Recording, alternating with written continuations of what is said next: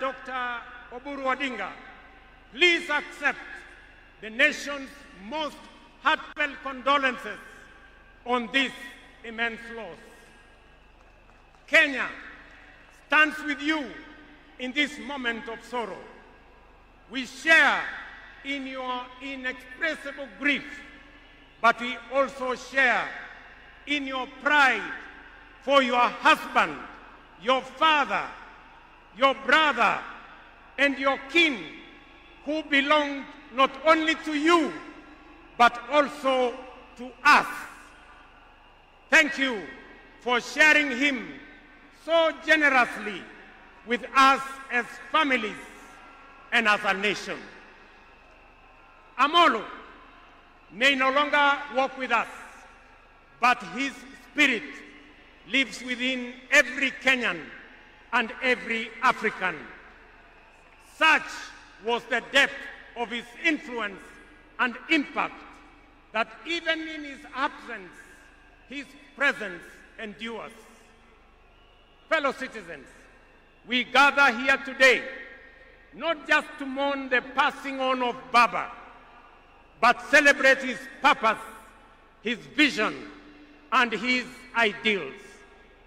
He walked among us as a man, but he also charged among us as a movement for change, a movement for justice, and a movement for inclusivity, and a movement for a greater and better Kenya.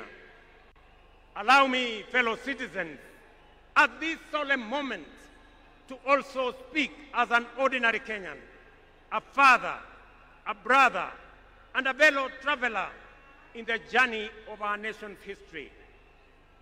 I have come a very long way with Baba.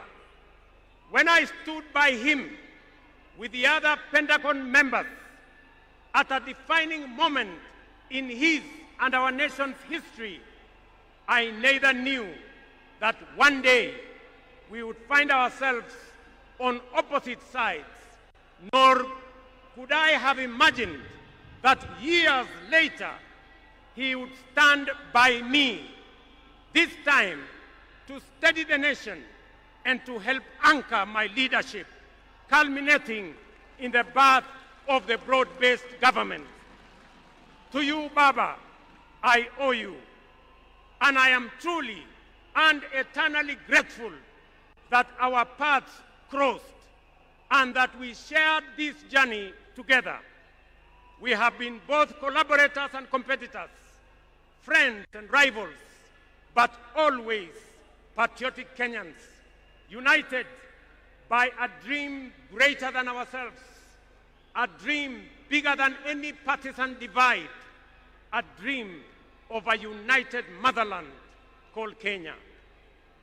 As I have reflected on Raila's legacy following his passing, I have entertained no doubt in my mind that history will judge him fairly and kindly, because whenever the nation needed him to rise above self, he always did unreservedly. Whenever Kenya needed reason, he became the voice of reason courageously. And whenever the country needed a hand of reconciliation, he offered it without hesitation. Perhaps one of the greatest lessons he taught us was this: in the noble task of statecraft and nation building, there is room for all of us, competitors and collaborators, rivals and allies, bound together by one higher purpose, the greater good of our republic.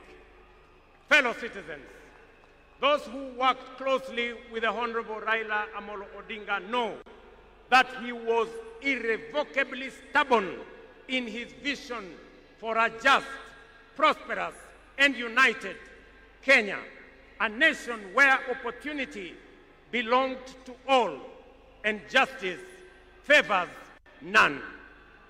In Tinga, Kenya found a reformer, a moral compass, a reconciler, he proved that progress demands both courage and patience, that we must be stubborn on the vision, but agile on the details, adjusting our means, our plans, and our strategies, but never compromising our mission.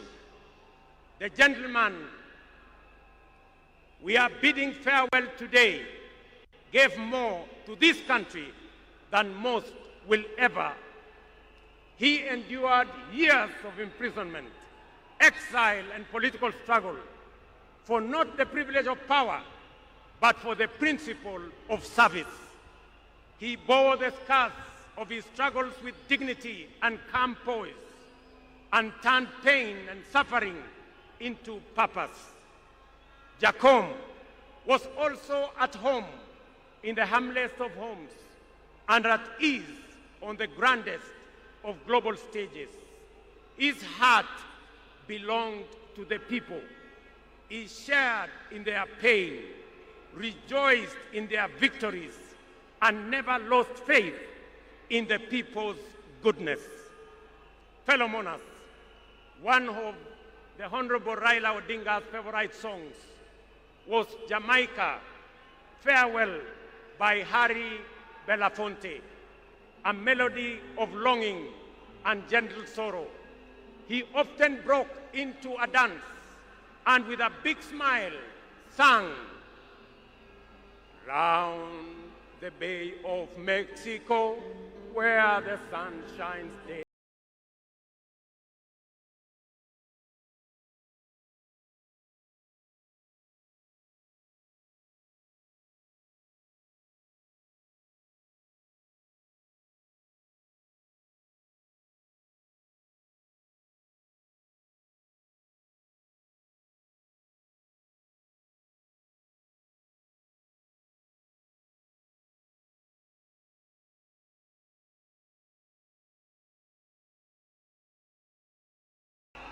Thank you very much.